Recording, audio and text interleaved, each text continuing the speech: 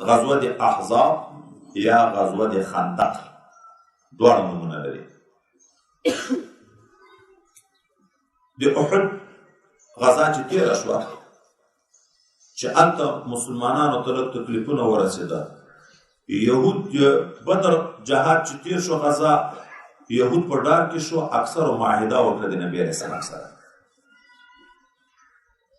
خو چې کله احد کې بیرته مسلمانانو ته تکلیف ورسېدو دوی بیرته رادلاوره شوه او لاړه مکې معظمې ته. د مکې معظمې مشرکینو ته یې دعوت ورکړه چې درځئ موږ تاسې په ګډه د دغه پیغمبر او مؤمنینو سره وجنګېږو. یغو ورته ویل ګورئ تاسې هم اهل کتاب یې دی هم اهل کتاب دی، داسې نه چې چل هم راته جوړ کړي موږ دین حق ته کوي. دی دین مخکې مې د کعب بن اشرف قصه چې درته کړې وي یؤمن بالجبت والطاغوت، هلته به یې تا خبر ومنو چې دغه بتانو ته سجده وکړي، دی وجې شو سجده یې ورته وکړه او بیا دی ورته د بیت الله په دیوال پورې به سینې سره ولګو او قسم به وکړو سره. نو د یهو باور په دی راغی. هلته د خیبر یهودو آل ولېږو چې هلته باغونه ډېر وو. یو دغه ته آل ورولېږو د اسد و غطفانو دغه قومونو ته چې جنګ کې راسره شریک شي. د موږ د خیبر باغونه چې څومره میوې کوي دا نیمای به سکرې ټولې تاسې ته درکړو. نو قریش، اسد، غطفان مختلف قومونه سره ګډ شو. 4,000 کسان قریش وو، 6,000 کسان د مختلفو قومونو سره یو ځای شول. 10,000 کسان شوه، 600 غالبا آسان ورسره وو، 1000 کوخان ورسره وو او اسلحو بار انسانان دا را روان شو د مدینې منورې په طرف. حضرت پیغمبر علیه السلام ته حال راغی. پیغمبر علیه السلام صحابه کرام راوورته مشورې ته. حضرت سلمان فارسی رضی الله تعالی عنه چې د فارس و تاجر و، د 2,500 کلو د عمر و، ډېر تجربه ناک و او مخکې نه نصرانیت دین ته په حق دین پسې مجوسیات یې پرېښی و، دین ته بیا خدای پاک په اسلام پسې مشرف کړه. دغه ورته ویل چې موږ ته ډېرې تجربې دي، ځکه فارس و روم خو به همیش جنګونه سره کول.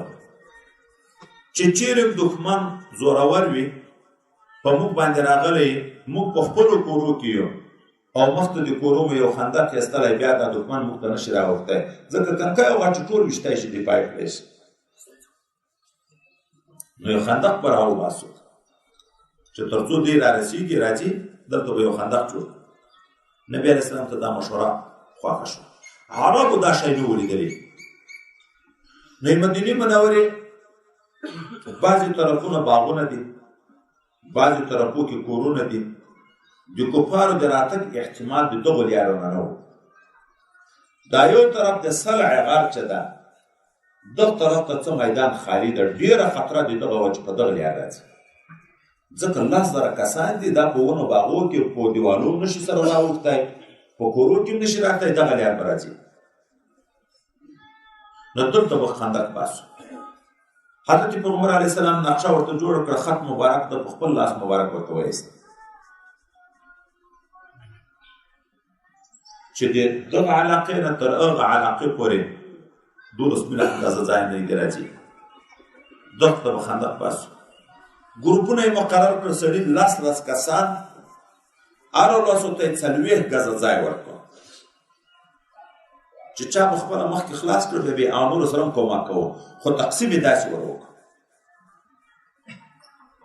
3,000 کسان د مدینې منورې غږ یې وکړ، راووته.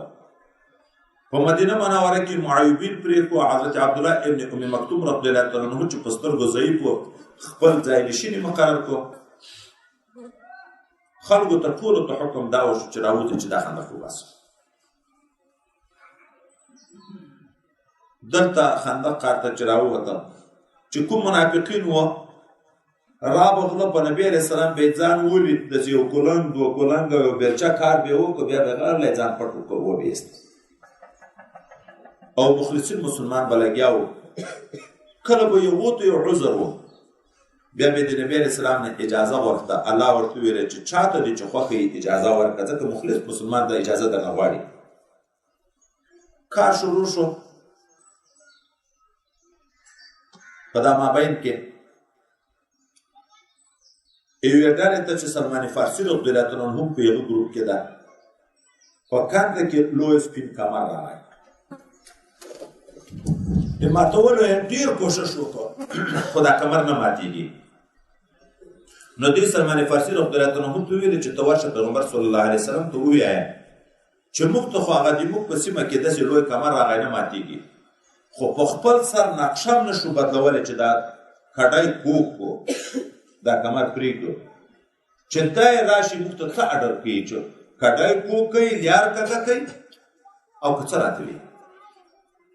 حضرت سلمان فارسي رضی الله عنه ورغی، حضور پاک صلی الله علیه وسلم ته چې دا ویله دی په خپله راغی او حضرت سلمان فارسي رضی الله عنه ته یې لاس ورکړو چې ما د لاس ته ونیسو چې زه ورکوز شم، ځکه خو ژور و ځای.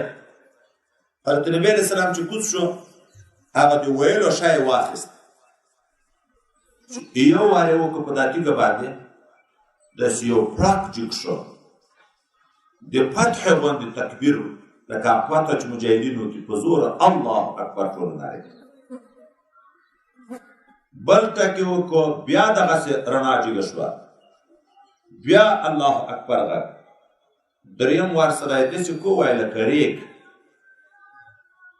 چې کله پیغمبر علیه السلام بیرته راوخوت، سلمان فارسي رضی الله عنه ورته وویل چې یا رسول الله صلی الله علیه وسلم تا به چې وار وکړه دلته به رڼا راپورته شوه. حضرت پیغمبر علیه السلام دا نور ملګرو ته وویل تاسې هم ولیده؟ ما درته ویلي دي چې ګورې بعضې حالات داسې وي چې څوک یې ویني څوک یې نه ویني، تاسې هم ولیده؟ هغه ورته ویلې هو. د پیغمبر علیه السلام ورته ویل چې ما چې ټک وکړو چې کومه رڼا راپورته شوه، ما ته د کسرا ماڼۍ د سپیو د غاښو په شکل نری نری هغه راولیدې شوې، او جبرائیل امین زیری راکړو چې دا وطنونه به د تا امت نیسي.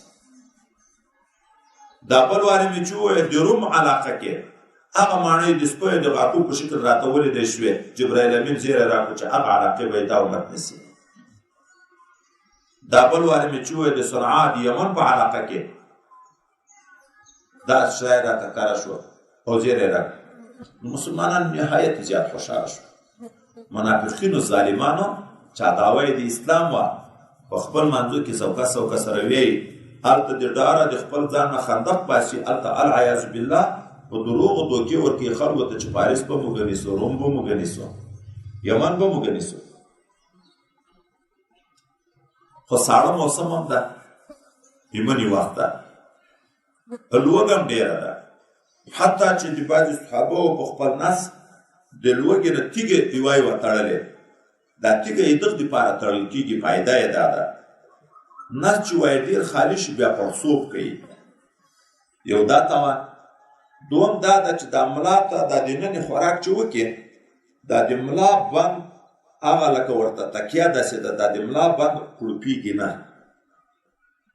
او چې خېټه بلکل خالي شي، دغه طرف نه پشتي نه وي، نو دا ملا د اخري حصه خو ډېره نری ده، دا داسې ګورېږي لکه دا سپین ږیري نه په اخر وخت کې چې خوراک او هغې ختم شي، اخر داسې په امسا باندې ځي لکه د رکو په شکل. نو بعضې صحابه وه خپلې لمنې یا څادرونه لرې کړه، نبي علیه السلام ته یې دا د خپلې لوږې حال ویلې چې په موږ داسې لوږه ده. حضرت پیغمبر علیه السلام د دوی د تسلي دپاره چې داسې نه چې دوی خیال وکړي چې ده خو څه شته موږ ته نه راکوي، د خپل لمنې پورته کړه، دوه تیږې د لوږې نه تړلې، دو چند وخت د ده په تېر شوی. حضرت جابر رضی الله عنه چې دا حال د رسول الله صلی الله علیه وسلم ولید، نو حضور پاک صلی الله علیه وسلم ته ویل چې یا رسول الله صلی الله علیه وسلم که ته ماته اجازه وکړي چې زه کور ته لاړ شم. اجازه یې ورته وکړه، لاړ کور ته، خپلې بیبي ته ویل چې کور کې څه لرې چې ذخیره یې نه کړي. ما د رسول الله هغه حال ولید چې د صبر نور نه د صبر نشي سړی کړی.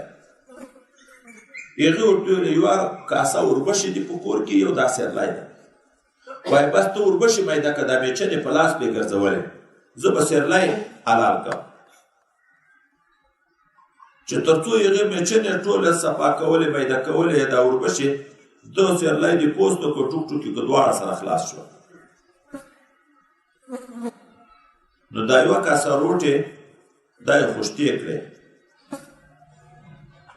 او دغه سیرلی یې کټو کې باندې کړو. نو پس د ده نه دی روان شو بیرته خندق ته چې نبي علیه السلام ته وویل چې راشي. دا ښځه ورته چې ګوره چې ومې نه شرموې دا یې کور په شي چې کمبود راشي وایي ښځه ډېره شرمېږي. حضرت پیغمبر علیه السلام یو 2-3 نفره نور ورسره راواله کنکای سیرلی د یوه کاسه وربشې دي چې حضرت جابر رضی الله عنه ورغلی پیغمبر صلی الله علیه وسلم ته ویل موږ لږ ډوډۍ تیاره کړې او ډوډۍ کړې ته او 2-3 ملګري نور که راسره راشئ. ده ورته ویلې څومره شی دي؟ وایي یوه کاسه اوربشې او یو کنکی سیرلی. حضرت پیغمبر علیه السلام په زور غږ وکړ حضرت جابر خوړه تیاره کړې لکه د واده مړۍ ته خوړه وي د خوشحالۍ مړۍ ته داسې لوږې چې 3 ورځې رسول الله هېڅ نه و څکلي 3 شوه روزه یې هېڅ شی نه و څکلي. نو راځئ د عدالت ته نږدې چې څومره صحابه وو چې نوم غږ یې واورېد 1000 نفر پسې روان شول. حضرت جابر مخته شو کور ته یې منډې کړې چې نبی علیه السلام خو دومره خلک را روان کړه. بخاري شریف کې روایت راځي مجملا چې داسې او داسې شی هغه نور خیره الفاظ یې نه دي رانقل کړي. ما نه درته ویلې بیا ورته چې رسول الله دې خبر کو که نه وایي او وایي بس نو بیا د ده به یو حکمت دې وکړي. خو رسول الله صلی الله علیه وسلم ورته ویلې حضرت جابر ته چې ورشه ښځې ته دې ووایه تر څو د مړۍ پختنه هم نه شروع کوي چې زه نه یم درغلی او دیګ دې هم نه راکوزوي چې زه نه یم درغلی. چې لاړه صحابه یې باندې کېناسته په یو کوټه کې خو 1000 نفره نه ځایږي. دی ورغی دا د وړو سر یې لوڅ کړه دا وړه روټ یې چې دا خمیرتوب ته نږدې شي دا سر یې وچ شي داسې مات شي خپلې لاړې مبارکې ورتو کړې او دعا د برکت یې وکړه. بیا یې د دیګ سر لوڅ کړه خپلې لاړې مبارکې ورتو کړې دعا یې وکړه تبرک بآثار صالحین. نو ښځې ته یې ویلې ورشه بله ښځه مسله وغواړه چې په ډوډۍ پختن کې کومک در سره وکړي. په ډوډۍ ورویې ته نارته سر پټوئ چې پخېږي راباسي نوره بیا ګورئ ما بیا یې سر لوڅوئ راباسئ او دیګ چې کاسه کې مړۍ وړېږي دیګ د نغري نه مه راکوزوئ شوروا راخلی په اچوئ لږ غوښه راخلی په اچوئ. حضرت پیغمبر علیه السلام صحابه ورته وویل 10 کسان راځئ. نو ټوله ورځ وچلېده ټوله ورځ ځکه 1000 کسان چې 10 کسانو باندې چلېږي ټول ماړه شو. او حضرت جابر وی چې مو کاسه هغسې ډکه ده د وړو نه او دیګ هغسې ډک ده د غوښو د شوروا نه. بیا نبي علیه السلام بیبي مبارکې د حضرت جابر رضی الله عنه ته ویل چې لوږه ډېره ده د همسایو کورو ته څه شی ورولېږه.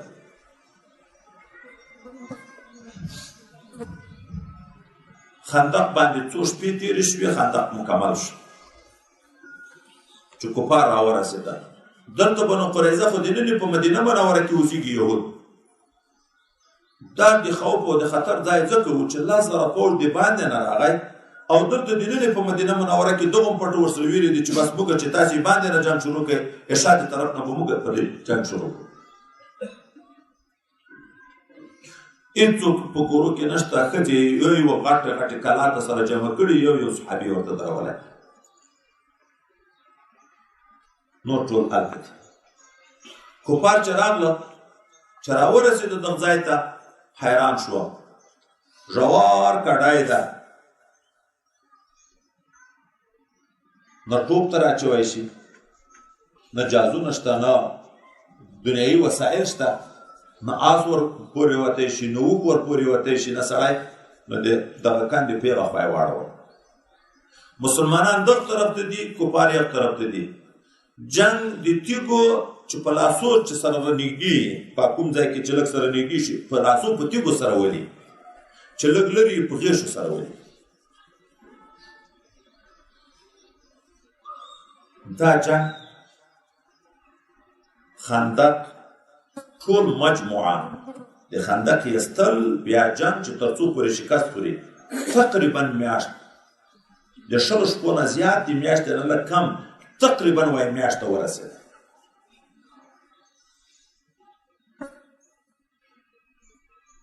دلته به کله داسې پېښه شوه ام سلمه رضی الله عنها په دغه سفر کې د نبي علیه السلام سره ده.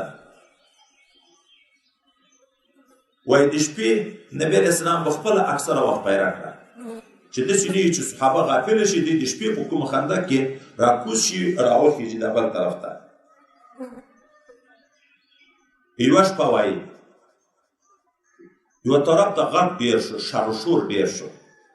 حضرت پیغمبر علیه السلام په یو صحابي غږ وکړ، حضرت عبدالرحمن و غالبا عبدالرحمن بن عوف، چې ته د خپل ملګري تیز ورشې یو طرف ته چې څنګه غږ ده. چې ورغله چې ابو سفیان او څه کسان راکوز شوي دي کډې ته راخیږي، لږ صحابه ورسره د دی ټوټي ګولي. چې حضرت عبدالرحمن او دا ملګري ورورسېده کفارو وډه ښځه دې بېرته وتښتېده.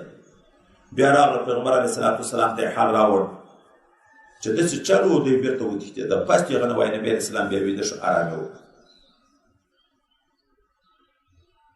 کله کله به په دا مابین کې اوازه شوه چې په کورو بني قریظه ورغله. دومره خوف و چې آیات خپله تعبیر کوي چې نږدې و زړونه چې د خولې نه راولوېږي وچې وي د ډیاره. منافقین ډېر ورخطا او ضعیف الایمان مسلمان ورخطا. چې کوم قوي الایمان مسلمانان دي هغه وایي چې هغه الله د نصرت وعده کړې را سره پوره کوي. خبره چې مختصره کړو، نعیم ابن مسعود د غطفان د قوم یو سردار دغه اسلام راوړ. راغی پیغمبر علیه السلام ته چې زه مسلمان شوی یم، دوی د ما په اسلام نه دي خبر. که یې تا خوښه یي زه به یو چل وکړم چې دا د دوی اتفاق ورړنګ کړم، خو که اجازه یې د دروغ ویلو. نبی علیه السلام ورته الحرب خدعه یا خدعه یا خدعه مختلف تعبیرونه دي. جنگ چل ورده، جنگ چل ورده، اجازه ده. نو دی ورغی بني قریظه وته. اول دا یهودو ته چې نن یې په مدینه منوره کې دي، دغو ته یې ویلې ګورئ تاسو خو ما پېژنئ، ما اخلاص دی تاسو سره خو درته معلوم ده، دی خو نه دي په خبر چې د اوس اسلام راوړی. هغه ورته چې او زه څنګه یم تاسو ته وایي لکه پلار داسې مشفق یې په موږ باندې، زه ګوره یوه خبر درته کړم. تاسو خو مخکې د نبي علیه السلام سره درته معاهده کړې وه په مدینه منوره کې چې یو په بل به کار نه لرو او د یو د بل د دښمن سره به ملاتړ نه کوو. اوس تاسې معاهده کړه ماته. هغه خلک چې د باندې نه راغلي که جنګ کې کامیاب شو وښه، که نه یا خو د پردي وطن خلک دي چې هغه بېرته لاړ، تاسو بیا ګوښې د پیغمبر علیه السلام مقابله کړی شي؟ وایي نه. نو وایي څه وکړو اوس؟ وایي زه به یو چل ته وکړم. هغه خلک اوس شپې ډېرې شوې درنه ځي، تاسې ته ویلي چې جنګ شروع کړئ، تاسې په لګیا کوي دی درنه ځي، خو زه به یو چل در وښیم. د دوی چې درته راغله چې جنګ شروع کړئ، تاسې به ورته چې سبا به تاسې رانه تښتېدلي موږ به ګوښې پرېږدو. تاسې د قوم یو څو سرداران د موږ سره ګراو کېږدئ، دلته مشران دي د موږ سره یي چې موږ مطمئن یو چې یاره رښتیا تاسې جنګېږئ ځئ نه. ځکه دغه خبر وکړه چې هلته یوه د باندې مشرکینو ویلي وو چې میاشت نږدې شو موږ نفقې راخلاصې شوې بني قریظه او موږ راغوښتي وو، اوس جنګېږي نه، خو اوس ذاتي دوی جنګ شروع کړي که نه د شا د طرف نه. دی ذاتي په داسې وخت کې راغلی وو چې اوس هغه ورته راروان دي راځي، خو وایي یاره ډېره ښه مشوره دې راکړه. د دوی نه لاړ، بیا هغه ته ورغی، هغه ته ویې چې تاسو خو ما پېژنئ زه څوک یم، ته خو د موږ د پلار غوندې حیثیت لرې، تاسو خو راغلي وایي چا دعوت کړي وایي بني قریظه وه. بني قریظه اوس پښیمانه شوي دي، بېرته یې د نبي علیه السلام سره معاهده وکړه. خو هغه ورته وایي چې زه په تاسې باور نه لرم، تاسې خو وعده څو وارې وکړه ماته مه کړه. دوی ورته وویلې چې ښه موږ به داسې وکړو چې د کفارو څو سرداران به د دوی نه په یو نامه په یو چل راوګرځو تا ته به یې په لاس درکړو چې مړه یې کړي بیا خو به د موږ په خبره اعتماد وکړي وایي هغه ورته ویل چې ګورئ بني قریظه د تاسې نه ګراو غواړي جنګ نه کوي هغه ورکوي یغو ته په لاس باندې یغو چې دا خبره واورېده هغوی ته دا خو معلومات وکړو نو څوک یې ورولېږل بني قریظه ته چې موږ دا دومره شپې اوس ساړه تېروو مسافر یو تاسې خو په خپلو کورو کې پراته یې موږ نفقې نورې خلاصې شوې نو ولې جنګ نه شروع کوئ تاسې جنګ شروع کړئ د شا دې طرف نه چې مسلمانانو روح د تاسې په طرف شي موږ ته به کنده راخلاصه شي ورپورې بوځو یغو ورته وویل چې موږ په تاسې باور نه لرو په موږ به جنګ شروع کړئ تاسې به رانه وتښتئ دا څه سرداران وې موږ سره کېنوئ دلته دی داسې یو بل ته سره وکتل چې دا خو رښتیا دا خبره نو بېرته راغله خپلو ملګرو ته یې وویلې چې دا خو رښتیا ده اچان خلکو اتفاق ختم شو اعتماد ختم شو یو طرف ته دا کار الله وکړو خو د انسان زړه ته الله دا وراچي بل طرف ته د شپې نه باد پسې راپورته شو داسې تیز باد راپورته شو چې اسانو پړي وشکول خیمې ړنګې شوې دیګي یې چپه شوه نو ابو سفیان خپل قریشو ته وکړو ګورئ موږ تاسې خو قریظه وراغوښتي وو دوی را سره بې وفا شو بې اعتماده شوه ځئ چې ځو نو نور دغه بادو طاقت موږ نه لرو د غطفان مشر په یوه غږ وکړو د اسد مشر په یوه غږ وکړو دوی په منډو بنا وکړه د شانه ملائکې په پسې شوې چغې پسې شروع کړې عین تر حمرا الاسد یې منډې په وکړې اته میله لرې تر یو ځای پورې چې دغه د مسلمان پسې راورسېده او دغه د پسې راورسېده حضرت نبی علیه الصلاة والسلام ویلې څوک به لاړ شي چې اوس د بنو قریظه وه مخکې د بنو قریظه وه چې اوازه وه چې جنګ شروع کوي ویلې څوک به لاړ شي بنو قریظه ته حضرت زبیر ویلې زه ګوښه یې ورغی آل معلوم کړه چې نه نه دې راغلی بل وخت کې بیا درې وارې حضرت زبیر درې وارې ګوښه یې لاړ نبی علیه السلام ویلې هر نبي مخلص لري د ما مخلص حضرت زبیر ابن عوام ده او ورته ویلې د ما مور و پلار دې په تا قربان وي دومه خبر دا چې کفارو شکست وخوړ طالبان دي دلته یې ویل څوک به لاړ شي د دغو پسې چې آل معلوم کړي چې اوس ټول لاړه بعضې پاتې دي نه دي پاتې څوک نه ځي بیا یې ویلې څوک به لاړ شي چې دا حال راوړي څوک نه ځي درېیم وارې یې غږ وکړه څوک نه ځي حضرت حذیفه ته ویلې جګ شه ته پسې لاړ شه دلته بخاري شریف شرح لیکي چې ولې نه تله چې غږ وکړ نبي علیه السلام چې لاړ شي ولې نه تله وایي ځکه د هر صحابي خیال دا و چې کفار خو په ځای دي خو تیار جنګ شروع ده بنو قریظه و خو لا جنګ نه و شروع که نه و چې ورشو نو زه به خامخا مرم یا به مې بندي کوي وایي په مرګ هم نه و په بندي کېدن هم نه و خو فراقت رسول الله نه شو برداشت کولی سخت ساړه شروع ده حضرت حذیفه رضی الله عنه وایي چې ماته چې نبي علیه السلام ویلې چې ته پسې جګ شه لاړ شه وایي زه چې تلم دا د ما ګرد چارپیر هوا داسې شوه لکه د ګرم حمام هوا دا ګرم حمام نه وي په ژمي کې زه لاړم حتی دومره ورنږدې شوم چې ابو سفیان مې ویشتی شوی خو رسول الله راته ویلي چې صرف حال به یې راوړې په چا به کار نه لرې دومره ورنږدې شوم خو چې اعلانونه مې واورېده ټول بار شوه پس یې نه راغله د شپې نږدې اخره حصه ده چې زه راورسېدم بېرته چې نبي علیه السلام ته تلم او راتلم په دا ټوله شپه په تګ و راتګ کې کرامت د ولي زه په ساړه نه یم پوهېدلی ګرمه هوا راسره چلېده چې مقصد پوره شو چې نبي علیه السلام ته راورسېدم ورته ومې ویلې چې ټول لاړه دلته ځای ته ساړه واخیسته نبي علیه السلام راته ویلې اوس ویده شه ارام وکړه خپل څادر مبارک هم په ما واچوه ما لږ ارام وکړه نبی علیه السلام سهار حکم مجاهدینو او مسلمانانو ته وکړه چې بس زه خدای پاک د دوی نه خلاص کړو او د آینده دپاره دا زیری درکوم چې بیا به کافر نیت ونه کړي چې په مدینه منوره حمله کړي آینده به موږ ذاتي حملې شروع کوو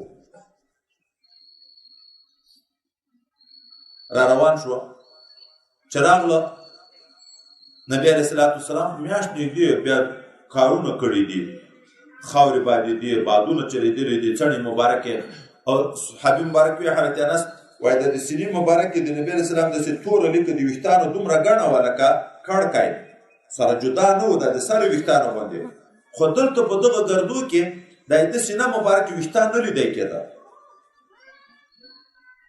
کله به ده اشعار ویلې اللهم لا عيش الا عيش الاخره فاغفر الانصار والمهاجره کله به صحابه اشعار ویلې نحن الذين بايعوا محمدا على الجهاد ما بقينا ابدا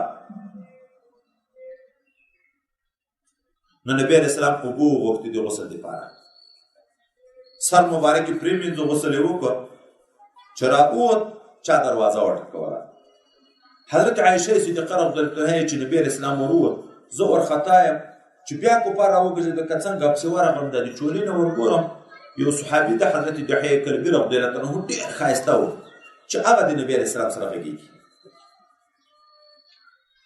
خبرې چې خلاصې کړې نبی علیه السلام راننوت وویل بېرته د مازغرې راکړې توره مې راکړې ما ورته ویل څوک یا رسول الله چې دا ته ورسره غږېدې وایي ته راته ویلې تا ولید ما ویلې هو تا خیال څوک و وایي ما ورته ویلې حضرت دحیه رضی الله عنه وایي نه دا جبرائیل امین و جبرائیل علیه السلام ویلې موږ تر اوسه په کفارو پسې منډې ویلې موږ ګردونه نه دي لرې کړي تا بیا پرېمینځو ځه چیرې بني قریظه و کار چې اوس وکړو چې معاهده یې ماته کړې وه نبي علیه السلام بېرته جنګ ته ځان تیار کړو حضرت جبرائیل امین ورته ویل زه به مخته لاړ شم چې په دې ډار واچوم صحابه وایي د جبرائیل امین سره د ملایکې چې په آسو روانې وې د پښو د ګردونه یې ما په سترګو لیده چې کوڅو کې ګردونه پورته کېده مخکې لاړه نبي علیه السلام صحابي ته ویلې غږ وکړه اعلان وکړئ چې ټول راوځئ او دستي ځان ورسوئ بني قریظه ته مازدیګر لمونځ هلته وکړئ چې صحابه روان شو د مازدیګر د لمانځه وخت راغی چا ویلې چې لمونځ به وکړو چا ویلې خو نبي علیه السلام ویلې چې لمونځ به هلته رسوئ چا لمونځ پرېښی روان شو مقصد ته یې ځان ورسوه چا دلته لمونځونه وکړه بیا روان شو چې نبی علیه السلام د شا نه پسې ورغی دا حال چې دوی ورته ویلې ویلې دواړو ښه کړي دي خو یو د لمانځه د وخت لحاظ ساتلی بل د ما د امر لحاظ ساتلی بیا یې بنو قریظه محاصره کړه او د څو شپو محاصرو نه بعد چې دوی ډېرې مضبوطې کلاوې وې ډېر په خپل زور باندې دوکه و خدای زړو ته ډار واچو چې زړو ته یې ډار ولوېده نو نبي علیه السلام ته یې حال راولېږه چې که جوړه را سره وکړې مخکې بنو نظیرو معاهده ماته وه د یغو سره خو داسې جوړه وشوه چې وطن پرېږدې دا بنو نظیر علاقه پرېږدې د یوه بار سامان در سره وړې چې بس هغه کېږي نو چا دروازه رایسته چې خوښه یې وه چا یو تیر رایستې کوټې نه یو بار شیان یې یوړه ورسره لاړ دې دغه ځای نه دویم خیال دا و چې موږ سره به هم داسې جوړه وکړي نبي علیه السلام ورته ویل چې نه ما چې څه ویلې هغه وکړئ دوی ویلې حضرت ابولبابا رضی الله عنه راوغواړه چې موږ ته یې وارې راشي ځکه د هغه کور ځکه جایداد هلته په بنو قریظه کې و حضرت ابولبابا رضی الله عنه چې ورغی ښځې او نر وایي ورته په ژړا شو چې اوس څه وکړو د نبي علیه السلام علیه السلام نه ورته ویلې د محمد صلی الله علیه وسلم نوم مبارک یې ورته اخلي ده غاړې حکم ته غاړه کېږدو ده ورته ویلې او لاس یې ورته تېر کړو او یعنې هغه ملالۍ چې د حکم ته غاړه کېږدی ده یې دستي په ځان پوه شو چې خیانت یې وکړو بېرته مو رانغی سیده لاړ مدینې منورې ته په هغه مټه پورې ځان وتړو چې مخکې ما قصه نوره درته کړې بیا نبي علیه السلام ورته وویلې ښه د حضرت سعد بن معاذ رضی الله عنه چې دلته په مدینه منوره کې دوه قومونه اوس او خزرج هغه مخکینی بنو نظیر د یوه طایفې معاهدین وو یوه یې سپارش وکړو لکه عبدالله ابن ابی ابن سلول ملګري هغه سپارش نبي علیه السلام ومنل چې کډه یې کړه یو اخبار یې ورکړو د دا بلې ډلې مشر حضرت سعد بن معاذ ده دغه بیا د دغه بنو قریظه سره حل کړو معاهده یې وه ورته ویلې د حضرت سعد حکم ته غاړه ږدئ که نه دوی خوشحاله شو چې او دې خو خیال دا و چې دا خو زموږ سره معاهد ده او غزوه د خندق کې هلته چې جنګ شروع و حضرت سعد رضی الله عنه په دغه غټ باندې ولګېدو دا لاس یې وپړسېدو. نبي علیه السلام هلته په جومات کې خیمه ورته درولې وه. دا لاس یې وپړسېدو، دا یو وارې داغې ورکو، وچ نه شو، بېرته وینې شروع شوې، نوونه شروع شو. بل وارې بیا دوی ویل یا الله زه پوه شوم چې زه نور مرم، خو خدای تر څو مې مړ مه کړي چې په بنو قریظه به مې سترګې سړې شي. چې دوی ورته وویلې چې او د حضرت سعد حکم ته غاړه ږدو، نبي علیه السلام هغه ورولېږه چې ورشي هغه راولئ. حضرت سعد بن معاذ رضی الله عنه په خره باندې سپور ته راغی. چې راورسېدو نبي علیه السلام د احترام دپاره د ده د قوم ټولو خلکو ته وویل قومو الی سیدکم، جګ شئ خپل سردار ته. عام شراح ټول په دغه دي چې دا د احترام دپاره جګېدن ده. بخاري شریف شراح لیکي یوه شارح ویلي دي چې نه کومک ته چې دی زخمي ده، وایي نه دا نور ټول وایي چې زخمي وایي، خو یو سړی ته به حکم کو چې ور جګ شه. ټول قوم ته یې ویلې چې جګ شئ. جګېدن روا ده که نه؟ لږ خبر پکې وکړو، ډېره نه. وایي څوک چې د عزت سړی راځي دلته مجلس ته، جګېدن ورته روا ده، خو په دوه شرطو. یو دا چې څوک چې راځي دغه مجلس ته هغه به د ده خبرې تقاضا نه لري چې ماته دې خلک جګ شي. که یغه دغه تقاضا درلوده بیا دې نه ورته جګېږي، ځکه هغه کبرجن ده، د متکبر معاونت یې څوک نه کوي. لکه وایي امیران، لکه سرداران، مالداران. یو خو دې داسې چاته نه جګېږي. یو شرط دا ده. دوم دا ده چې دا څوک چې جګېږي دا به یو نیت کوي، هسې تر دلالباب نه چې دا دومره خلک جوړ شو چې زه نه شم جګ شرم ده یا خفه به شي. نه، دی به د هغه یو خوبایي تصور کوي، د خوبایي به یې تعظیم کوي. ښه عالم ده، ښه مجاهد ده، ښه بزرګ ده، د یو څه شي به تصور کوي، په یغه قدر به ورته جګېږي. بیا دا جګېدن مستحب ده، خدای پاک ثواب ورکوي. خو دا چې ودرېږي چې دا سړی راځي، دی خپله دا شوق لري چې ماته د خلک جګ شي، که نه دا به سړی په څه معلوموي؟ وایي دا په دغه معلومېږي که دی مجلس ته راغی څوک نه شو ورته جګ، د طبیعت خراب شو، معلومېږي دا یې مقتضي ده. او که نه مجلس ته کله به څوک ورته جګېده کله نه جګېده، دلته هېڅ فرق نه و، نو معلومېږي دا یې مقتضي ده. نو جګ شی ورته. حضرت سعد ته ویل دا بنو قریظه د تا فیصلې ته تابع شوي دي، د تا څنګه فیصله ده؟ دوی ورته ویل ما فیصله منئ دواړه طرفه؟ نبي علیه السلام ورته ویل هو. بنو قریظه ورته ویل هو. دوی ویل ما فیصله دا ده چې دوی بالغ ځوانان جنګیالیان دا به ټول په توره باندې حلالېږي. سپین ږیرې ښځې کنکي دا به غلامان تر جوړېږي، مالونه به یې پای وي. نبي علیه السلام ته په دغه حال وحی دغسې وشوه. ده ورته ویل د الله په فیصله دې فیصله وکړه. بنو قریظه کې 400 یا 600 پورې قول راغلی. حتی چې دوی به انکار کو چې زه نه یم بالغ، بیا یې دا علامه او دا تخرګونه د نامه لاندې ویښتان مې ورکته چې شنه شوي دي که نه.